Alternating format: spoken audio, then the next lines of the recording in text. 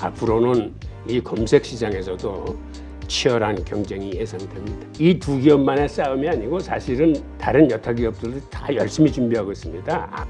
인류의 집단지성을 뛰어넘는 그 특이점의 시기가 2045년에 온다. 인공지능이 제대로 된 길을 가게 하기 위한 비영리 단체가 필요하다. 네, 오늘 모신 분은 신유대인 이야기 책 저자시고 전 세종대학교 교수셨죠. 홍익희 교수님 모셨습니다. 안녕하세요. 예, 안녕하세요. 네, 자 오늘은 우리 교수님께서 인공지능에 대해서 자료를 좀 준비하셨는데, 네. 근데 사실 그동안 몇 주 동안 챗GPT가 아주 그냥 장안의 화제였어요. 그리고 네. 모든 빅테크 기업들마다 엄청난 돈을 여기다 쏟아붓겠다 이야기를 했고, 예, 증시를 이끄는 원동력 중에 하나가 또 이게 되기도 했고요. 예. 관심이 지금 확 올라왔는데, 근데 이 인공지능, 이 AI와 관련해서 근데 또 여러 가지 의견들이 있어서 네, 그런 종합적인 의견을 한번 좀 다뤄봐 주시면 좋을 것 같습니다. 예. 우선 이러한 그 인공지능 세계대전, 즉 지금 빅테크 업체 간의 치열한 생존 경쟁을 하고 있는데, 이러한 인공지능 전쟁이 인류의 이게 발전이 될 것인지 혹은 위협이 될 것인지 이게 지금 관심사로 떠올랐는데, 그걸 내용을 한번 보도록 하죠. 우선 제가 말씀드릴 차례는 여기 지금 화면에 나와 있는 이 차례로 이제 말씀을 드릴 거고, 제가 그 신문에 그 칼럼을 쓰는 게 있는데, 이번 주에 쓴 칼럼이 바로 이 인공지능에 대해서 쓰는데, 이 지면에서는 못다한 얘기들이 많이 있는데 오늘은 그 얘기들을 한번 풀어볼까 합니다. 네. 보니까 인공지능 혁명을 이끈 유대인 과학자, 기업가 역시 또 유대인들이 연결돼 있나 보네요. 예, 이게 지금 이 화면을 보시면 여기 나와 있는 네 사람이 인공지능의 그 역사의 어떤 흐름 선상에 있는 중요한 사람들인데, 이 폰 노이만이라는 분은 오늘날의 컴퓨터를 만드신 분이에요. 그러니까는 계산기에다가 그 뇌에 해당하는 CPU를 개발해서 붙이신 분이 바로 이분이라, 그래서 우리가 쓰는 컴퓨터나 휴대폰을 이걸 폰 노이만식이라고 부릅니다. 그다음에 이 레이 커즈와일은 세계적인 미래학자인데, 이 양반이 특이점이 온다라는 책에서 이 인공지능이 2029년이면 인간의 뇌와 비슷해지고 2045년이면 모든 인간의 집단지성을 합한 것보다도 더 강해진다라고 예측한 양반인데, 이 양반이 지금 구글의 인공지능을 이끌었습니다. 초창기에 한 10년 됐죠. 이 양반이 구글에 합류해서 인공지능을 개발한 지. 그 이후에 2014년에 영국의 딥마인드를 인수하고 2016년에 알파고가 나왔거든요. 네. 그 후 구글은 정말 많은 인공지능 석학들을 유치해서 가장 많은 인공지능 연구원들을 갖고 있어요. 네. 그다음에 이 세 번째 보는 분이 요슈아 벤지오라고 이 캐나다 몬트리올 대학 교수인데, 이 양반이 딥러닝계의 대부라고 부르는 분이에요. 딥러닝부의 대부가 세 사람이 있는데 그건 뒤에서 제가 잠깐 말씀드리고, 그다음에 샘 올트만 역시 유대인인데, 이 친구가 오픈 AI, 지금 챗 GPT를 만들어서 마이크로소프트하고 계약을 해서 마이크로소프트가 이제 그거를 이제 출시를 한 겁니다. 네. 그러니까 이러한 흐름을 쫓아가 보면 어떻게 인공지능이 개발이 됐고 현재 어떠한 위치에 와 있구나 하는 거를 아실 수 있을 거예요. 네. 자, 인공지능 세계대전이 시작됐습니다. 우선 마이크로소프트가 오픈 AI가 만든 그 대화형 인공지능 챗 GPT를 공개한 지 2달 만에 지금 하루 1,000만 명이 접속하고 그랬습니다. 있고 월 1억 명이 사용하고 있을 정도로 아주 놀라운 돌풍을 불러일으키고 있습니다. 그런데 여기에 가장 당황한 경쟁 기업이 구글이거든요. 구글이 인공지능 개발 선두 업체인데 그렇죠. 어떤 의미에서는 마이크로소프트한테 선방을 맞은 거죠. 그런데 구글이 인공지능 개발의 선두에 있으면서도 그 인공지능을 선뜻 공개하지 못하고 있는 거는 사실 아직까지 몇 가지 문제가 해결이 안 된 게 있어요. 우선 그 하나가 우선 인공지능을 사용하는 데 대한 윤리 문제가 노력은 하고 있지만 아직 구체적으로 정립이 돼서 이게 포괄적으로 규제를 하고 있지 못하고 있거든요. 게다가 업체 차원에서 아직 해결하지 못한 문제는 인공지능이 지식재산권을 표절하더라도 네. 거기에 아직 뚜렷한 그 대응책이 강구돼 있지 않습니다. 아, 이게 또 지식재산권이 걸려 있군요. 그렇죠. 어떤 정보들은 누군가 소유니까. 인공지능은 다 모든 정보를 다 수집을 하니까 인공지능 스스로가 이게 지식재산권에 해당이 된다 안 된다를 판단을 해야 되는데 아직 이제 그 부분에 이제 좀 미진한 거고 그럼에도 불구하고 마이크로소프트가 치고 나왔기 때문에 이제는 구글이 대응을 해야 돼. 그렇지 않으면 시장 저쪽에 선점해서 다 가져가니까. 그래서 이렇게 구글로서는 아직 준비가 채 끝나지 않은 단계에서 급하게 지난 2월 8일 날 비슷한 서비스인 바드를 공개해서 이제 맞불을 놓았습니다. 그렇죠. 그런데 마이크로소프트는 그들의 검색 엔진 빙에다가 챗 GPT를 탑재한 후에 이를 구글 행사 하루 전에 공개함으로써 구글의 이 맞대응을 김 빠지게 만들었어요. 게다가 아시다시피 구글이 공개를 하면서 그 실수를 저지른 통해 구글 주가가 한 2천억 달러는 지금 손실을 받습니다. 엄청 어마어마하네요. 어마어마해요. 그러니까 이 전쟁이 지금 수치상으로 굉장히 큰 시장이라는 걸 알 수 있는 거죠. 그 다음에 마이크로소프트가 이제는 빙에다가 챗 GPT를 얹어서 쓰게 하겠다라고 해가지고 지금 검색 시장은 사실은 구글이 독주하고 있는 시장인데 앞으로는 이 검색 시장에서도 치열한 경쟁이 예상됩니다. 우선 챗 GPT는 유료화를 선언하고 월 20달러의 지금 유료 구독을 받고 있습니다. 네. 이렇게 하는 이유는 이게 구글과 달리 구글은 검색을 하면서 거기에 그 뭐 애드 광고나 이런 거 광고 수익을 취할 수 있는데 이 챗 GPT는 그냥 문답형으로 돼 있으니까는 여기다가 광고 모델을 띄기도 어색하고 해가지고 수익이 안 나와. 그러니까 이거는 이제 유료화로 가는 걸로 이제 방향을 잡은 것 같습니다. 네. 그리고 지금 검색 시장을 보면 구글이 지금 압도적이에요. 세계 시장에서는 한 92% 정도를 구글이 지금 독점하고 있는 걸로 알려져 있고 미국 시장에서는 마이크로소프트가 선전을 하긴 하는데 지금 이 그래프에서 보는 것처럼 마이크로소프트 그 포탈은 한 20여 프로, 그 다음에 구글 포탈은 한 65% 정도. 하여튼 검색 시장이나 포탈 시장에서도 구글이 지금 압도적인 우위를 차지하고 있는데 앞으로는 이 상황이 어떻게 될지 모를 정도로 아마 서로 간의 굉장한 혼전이 예상됩니다.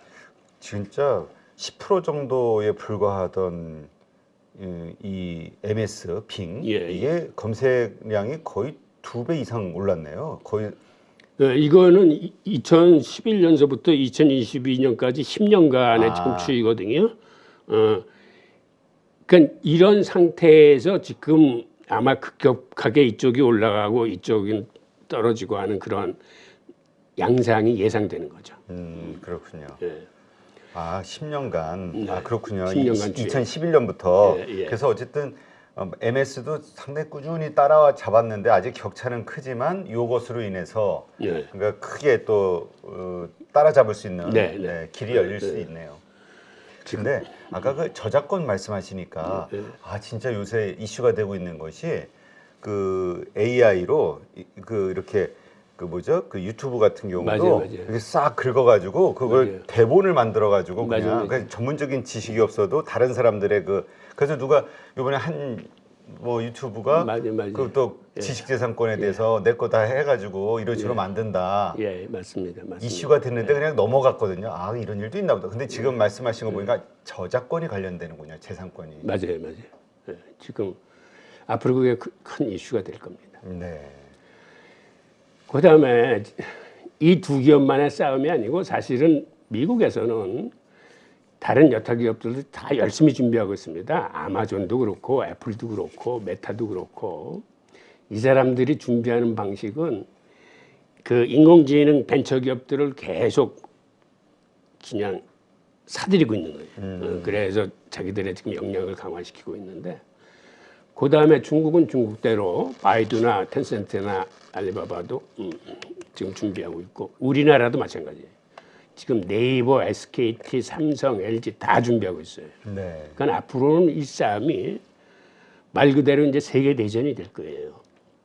우선 네이버만 하더라도 상반기에 서치 GPT를 발표하겠다라고 했고 SKT는 하반기에 ADAS를 출시하겠다고 그랬습니다. 그런데 문제는 이제는 이렇게 기업들 간의 치열한 경쟁과 전쟁이 시작되면은 이게 인류 발전에 기여를 하게 될 건지 아니면 위협이 될 것인지가 현실적인 관심사로 떠올랐고 지금 이러한 시점에서 가장 먼저 해야 될 일은 국가가 나서던 기업이 자율적으로 하던 최소한도 인공지능 개발에 대한 윤리가 먼저 선행이 되고 인공지능이 예를 들어서 살상무기나 전쟁에서는 사용되지 않아야 되겠다. 그다음에 인공지능이 인간한테 해를 끼치는 거는 어떠한 것이더라도 그게 설사 돈벌이가 된다 하더라도 그런 데는 쓰지 않겠다라는 어떠한 구체적인 규정과 조문 위에서 모든 기업들이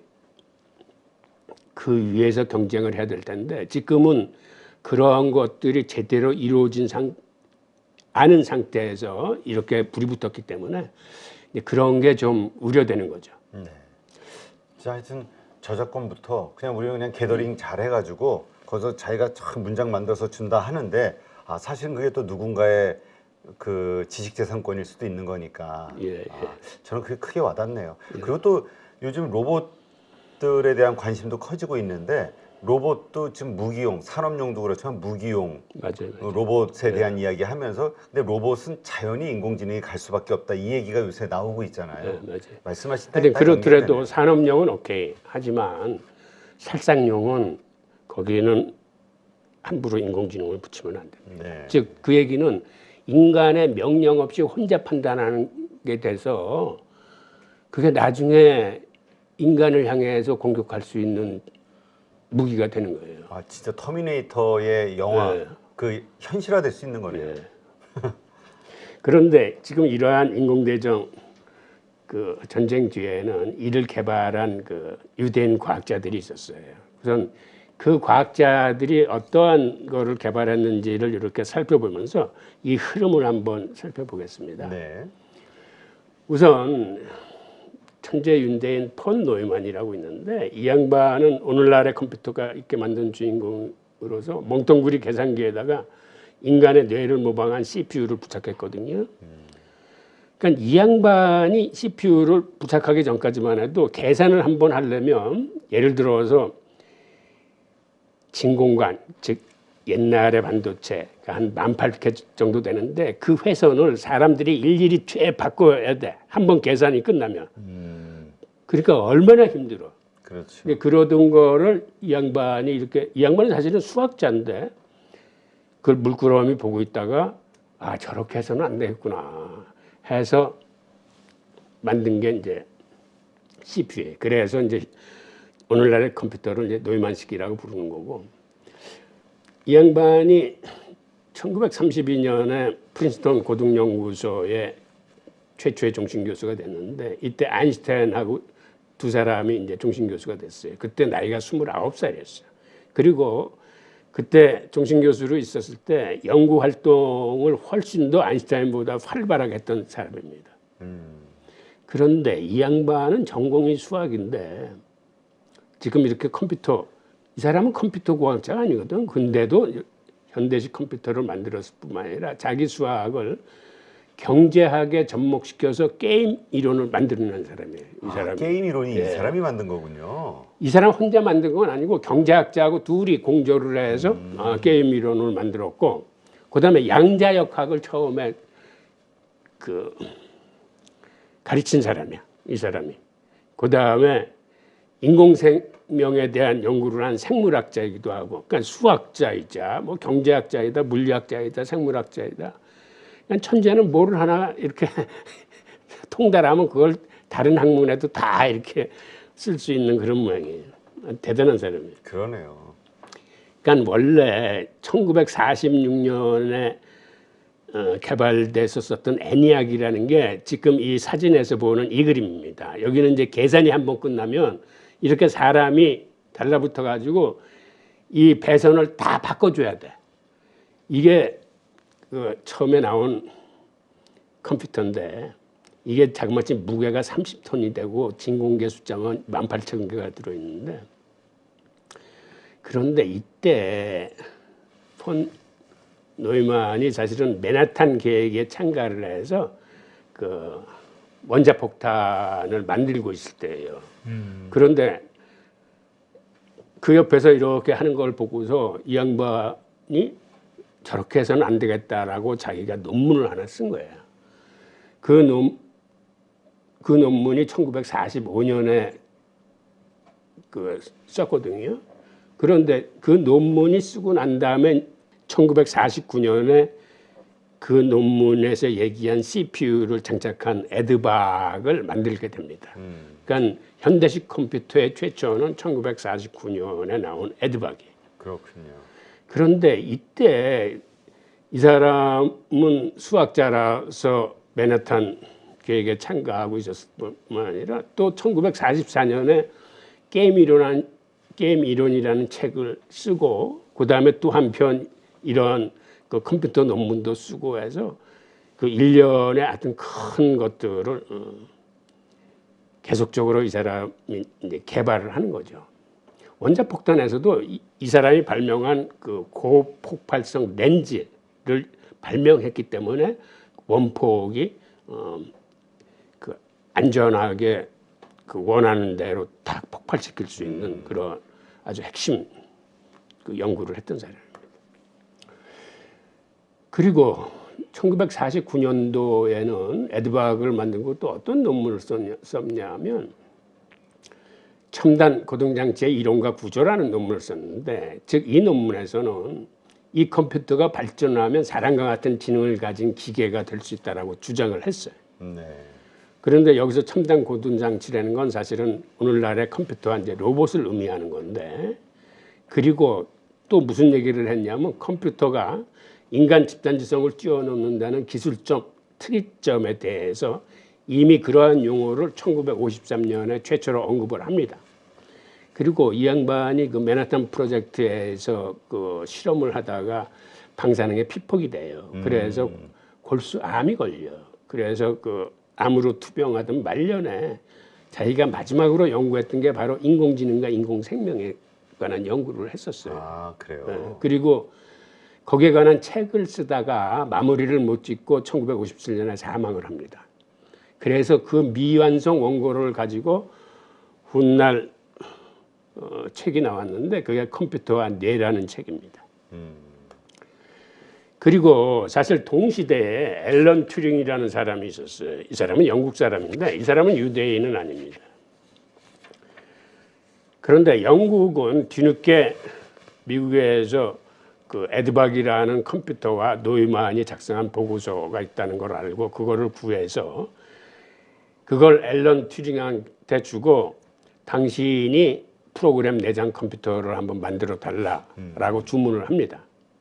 그런데 폰 노이만과 앨런 튜링은 사실은 프린스턴 대학에 같이 있었던 사제지간 격이에요. 사제지간은 아니고 당시 폰 노이만은 수학과 교수였었고 앨런 튜링은 거기 와서 이제 컴퓨터에 관한 걸 공부하고 있었는데, 그런데 이때 서로 간에 의견 교환이 있었던 걸로 추정이 돼요. 그러니까 폰 노이만이 사실 앨런 튜링 보고 영국으로 돌아가지 말고 여기 남아서 이제 같이 연구하자고 그랬는데 앨런 튜링이 이제 영국으로 돌아간 거거든.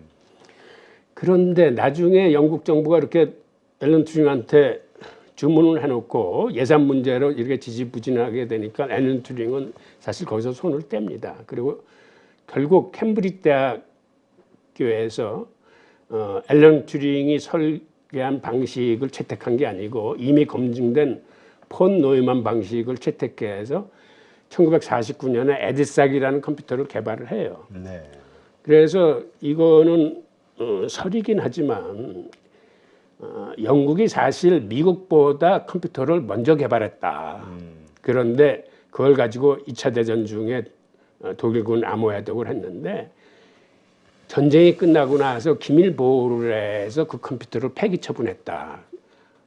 그래서 실증적인 증거는 남아있지 않지만 컴퓨터 제작이나 이런 인공지능에 대한 개념은 앨런 튜링이 먼저다라는 설이 있는가 하면 실질적으로 만들어진 거는 미국에서 포엠 노이만 방식이 공개된 게 최초니까 미국이 먼저다라고는 설이 지금 서로 겹치고 있습니다. 네, 참 대단한 사람들이네요. 예. 그 다음에 레이 커즈와일이라는 미래학자가 있는데 이 사람은 1948년생입니다.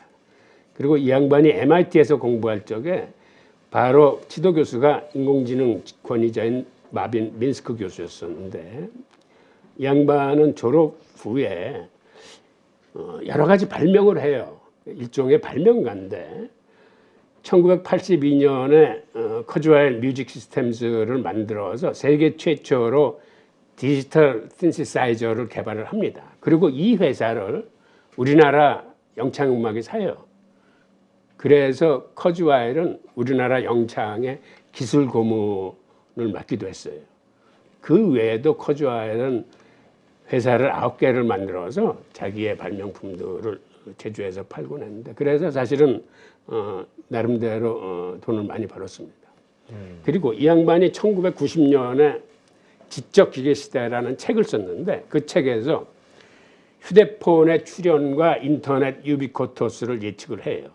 그리고 2005년에는 특이점이 온다라는 책을 썼는데 그 책에서 아까 말씀드린 그 인공지능이 인류의 집단지성을 뛰어넘는 그 특이점의 시기가 2045년에 온다라고 이제 예측을 합니다. 네. 그런데 이 사람이 예측한 것보다 사실 지금 어떤 의미에서는 더 빨리 오고 있는 것 같아요. 그 다음에 이 양반이 쓴 책에 사실은 감명을 받은 게 구글의 레리 페이지야. 그래서 두 사람이 만납니다. 그리고 그 만나는 자리에서 커즈와일이 자기가 인공지능 연구소를 하나 내려고 그러는데 구글이 투자를 좀 해줬으면 좋겠다라고 얘기를 합니다.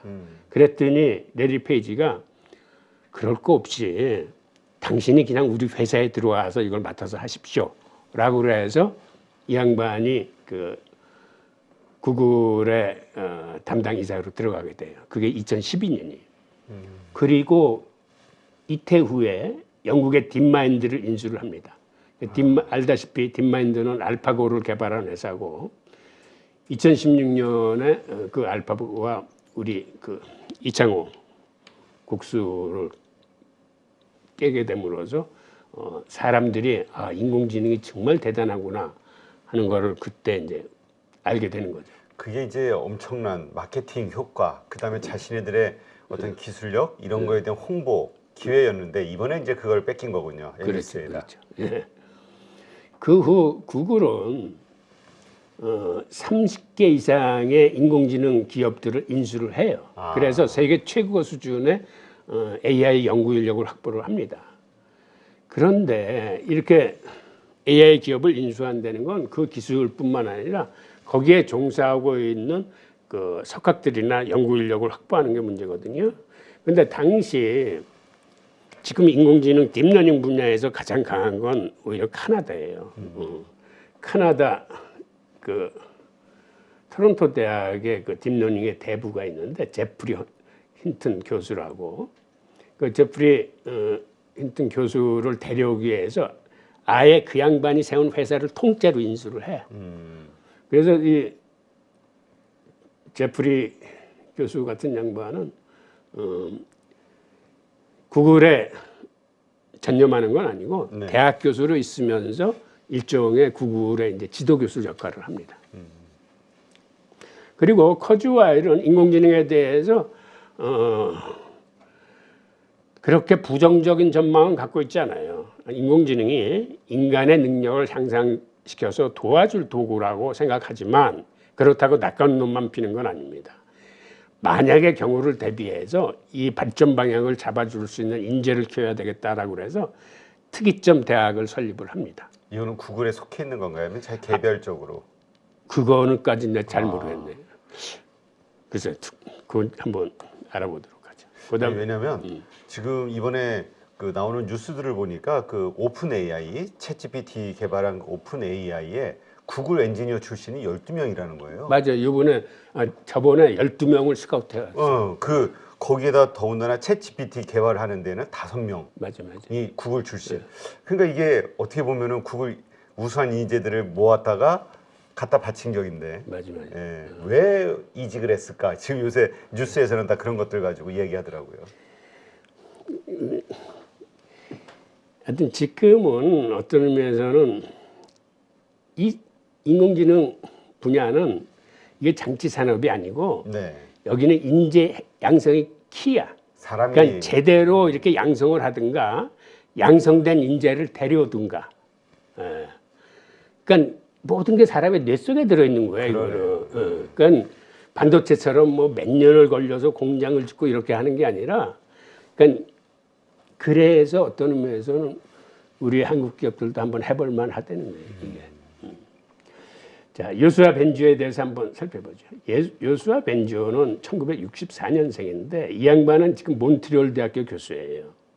그리고 딥러닝, 즉 심층 학습 분야의 이제 대부라고 불리는 양반인데 지금 인공지능 분야에 4대 천왕이 있습니다. 4대 천왕이 누구냐면 그 구글의 잼프리 헌트, 그 다음에 앤드류 응, 얀 르쾅, 그 다음에 요수아 벤지오. 이 네 사람을 지금 인공지능계에서 이제 4대 천왕이라고 부르거든요. 중국 사람도 한 명 들어가네요. 맞아요.